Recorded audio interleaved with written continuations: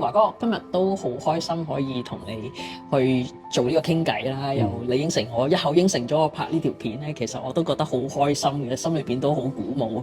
咁不如你介紹下你自己先啦。好啊，其實首先Eva咧，我都多謝你先嘅，因為咧你係我第一個咧，我見證咗領洗嘅教友，而係我唔係話誇讚你，我唔會讚埋你，真係嘅，你邊話係一個領洗之中有深度啲嘅。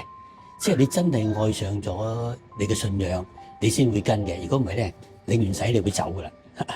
所以我都好多謝你，所以我哋一邀請我咧，我真係難以形容啊！我好多謝你先。咁我介紹下自己，其實咧我名叫陳創華，人人都叫佢陳創華噶啦。除咗我阿媽細嗰陣時叫我做華仔之外，咁親自知我阿媽過身之後，都人人都叫佢陳創華。其實華哥點解我會邀請你呢？就都知道你之前有寫好多唔同嘅文章啊，同埋喺公教報都有發表一啲故事啊，或者一啲課題啊，咁都好樂於分享，同埋好多呢方面嘅知識。咁所以今日即係而家我哋拍呢條片啦，有冇一啲嘅課題或者分享嘅一啲嘅故事，你想同大家分享下，或者你作為你自己收藏，第日可以睇翻嘅一啲嘅片段呢？想多謝你啊，Eva。其實我想講一講咧，其實點解會去到教研咧？其實我應該都係講翻係幾廿年前，即係40年前一個比利時神父咧已經透過佢咧推薦阿徐神父俾認識嘅。但係當年嚟講咧，因為點解堂區咧就梗係跟翻堂區嘅啦，所以我先就變咗聽咗徐神父講到之後咧，原來徐神父係好有中國文化喎。咦，咁我就覺得係喎，咁我先對中國文化係有啲即係話有啲興趣。其實我咧5年前咧，我翻去聽徐神父所講，即係好似你神所講啊，係喎，我將徐神父所講到咧，我唔知點解突然間有一種動力，我將佢所講嘅我就寫低咗，即係用手機啊嗰啲咧寫低咗，咦就分享開去喎。其實我最主要一個目的，除咗我自己教翻自己，我就希望俾我女睇嘅。咁希望咧，我哋都得益喎。因為點解我同徐神父嗰度聽到道理，原來我第一個當頭棒喝嘅就係原來我自己以前係唔識教女，哇！所以我就自己急不及待一種動力啦。因為個女嗰陣時已經大咗啦，唔能夠好似當個細咁再教，我要好夠技巧，就要靠徐神父學道理咧，我就要點樣講深入淺出咁，即係話向佢講，希望佢有所得着嘅。慢慢，我就希望我唔敢太過話點樣講會即係成功，但慢慢，我覺得咦係喎，真係好似有啲點樣有奏效嘅喎咁啊！咁其實我同徐神父咧都好多共鳴之處，除咗中國文化之外，原來徐神父咧一家人咧以前一家人冇一個係信教嘅，佢嗰個年代又係唔好講話天主教同基督教，唔好講話即係話外教徒啦，係水火不容啦，天主教同基督教都唔啱嘅。咁嗰陣時我就覺得，即係嗰個年代嚟講係梵二之前嘅，咁我又覺得，咦啱我個年代亦都開始係梵二之後啦，所以我聽嘅道理又唔同咗啦，開始知道咧，原來天主是愛。咁仲有一度咧，就係其實我嘅生長咧，同徐神父環境嘅生長都好共鳴嘅。徐神父就喺大澳大嶼山嘅大澳，係一個好靚嘅一個窮鄉僻壤嘅地方，日日見神父講，日日見日落啊，同埋有陣時天氣一凍嗰陣時咧，哇！你感受到寒風凜冽，即係嗰種窮人嗰一種咁嘅感受。但係佢今日都講過啦，佢話原來咧，即係話咧，千金難買少年窮。原來就因為咁嘅磨練咧，令到佢成長。我又有嘅喎，我有少少喎。原來我係住喺以前嘅舊頭角，都係個徙置平房嚟嘅。喺半山，而家人好中意住半山咧。但係當時你知嚟，如果冇車，你行上山咧，日日行上山，你知味無窮啦。但係嗰陣時個半山都好。因為點解喺我屋喺石屋頂上，我手喺石屋頂一睇，原來成個香港無敵海景，由西環睇到鯉魚門，咁睇晒日落睇晒，有啲街坊咧，佢嘅人咧有畫天才咧，畫嗰個風景我都好好嘅。佢細個嗰陣時咧冇咩節目㗎，佢哋嗰度，但係好在咧就夜晚黑嗰陣時咧，嗰陣時未有，應該環境冇受污染嘅。我夜晚黑即係特別夏天。夜晚瞓喺個天棚嗰度攤起隻咧，望住星天，哇！你感覺到真係感到睇到星天嘅喎。你睇得多之後咧，突然間會感覺到，咦！真係宇宙真係一個夏威夷嗰個即係話嘅造物主嘅喎。嗰陣時我真係加上我已經嚟到使。當時有冇咁諗啊？又會感覺到有都有感覺㗎，到因為點解我由細嘅領洗修女教我啲天主嘅道理㗎嘛，真係好多係喎，真係有㗎喎，仲感覺自己可能唔會死㗎喎。咁我以為有啲好深嘅感覺。嗰陣時應該係7、8歲。跟住因為我住到10幾歲，我先至應該差唔多讀中學我先搬走嘅。嗰陣時因為開始嗰陣時港督你都唔知唔知啊？叫麥理浩開始嗰陣時做好多公屋啊居屋俾我哋住，我就搬咗出去，先搬去彩雲邨。但我反而覺得咧，當年咧喺我牛頭角徙置平房度係我最童年嘅個光景。好彩天主教唔係一個邪教，如果唔係咧，佢真係變咗好似魔教教主，因為佢細嗰陣時你教乜佢都信乜嘅，亦都令到我要醒覺，真係做父母真係好好啲教個仔女啊！如果自己都唔教好佢咧，望老師咧，哇！老師真係辛苦咗百倍，我哋下一代就好難有希望。神父講嘅道理咧，令我咁有動力咧，原來佢凡事嘅道理真係嘅，帶出咗天主是愛。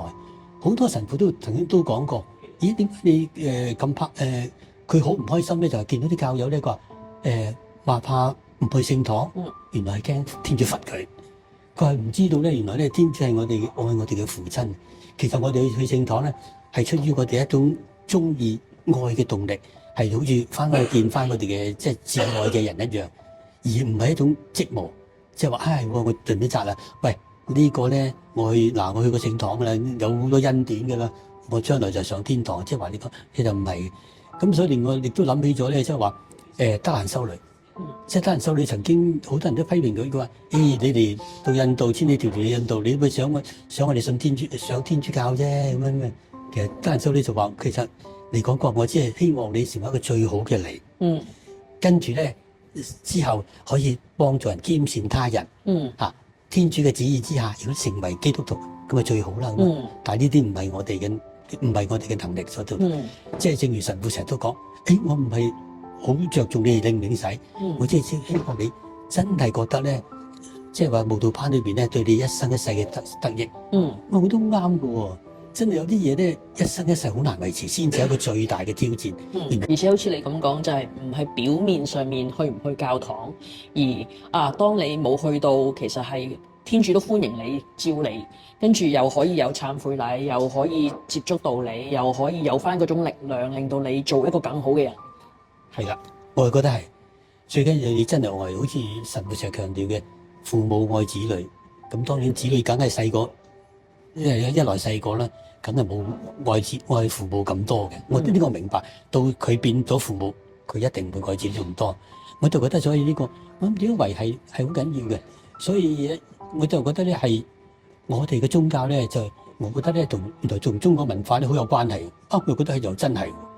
點解咧？人個中國以孝治天下，所以我覺得咧300年前禮儀之爭咧就純粹係表面，係一種形式。當然你唔能夠冇咗形，你唔能夠冇咗禮儀。但係唔好禮儀，我覺得只不過係個標啫，唔係一個本質係仲係天主是愛。咁有啲嘢我哋要一定要做嘅，即係話你表達咗出嚟，但係呢個都唔係一個重心。所以我覺得點樣一生一世咁維繫我哋信仰呢個先至對我哋嘅考驗。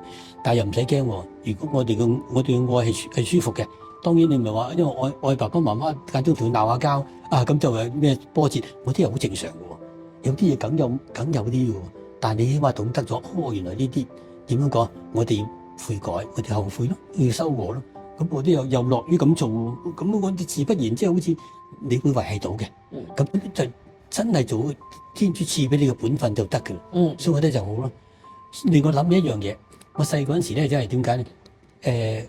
家境都係窮嘅，突然間睇睇，咦係喎，原來睇個神父講，原來耶穌出生喺碼頭，哇！即係天主聖子都出生喺碼頭喎，仲係生於貧賤啫喎，仲死於羞辱呢個我都真係難以想像嘅事。但係原來要能力高你先做到，所以我哋唯有做到嘅就係你有啲咩能力，真係做好自己。因為你有能力你都做唔好自己，係好浪費，我都好嘥。我由細因為經過貧窮咧，所以我做即係節儉喎。話有啲咩，如果我真係善加利用到咧，喂，我覺得就係一種增值嘅喎，係一種好嘅。如果我浪費咗之後，我覺得係一個可惜。即係變咗有呢種體會咯。